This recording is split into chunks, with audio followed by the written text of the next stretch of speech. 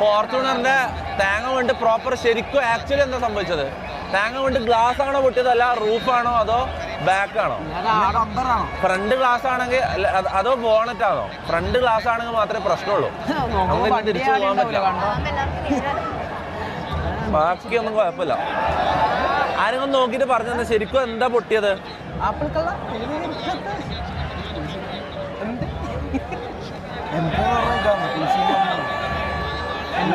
Okay guys, അടിയാ എങ്ങനെയുണ്ട് നമ്മളെ കളി? എങ്ങനെയുണ്ട്? അടിയായ വിടുന്നു അടിയായ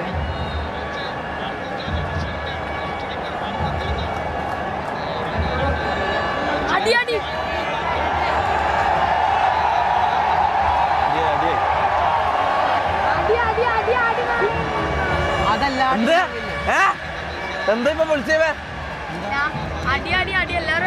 അല്ല അതിന് ശേഷം നീ എന്തോ പറഞ്ഞേ?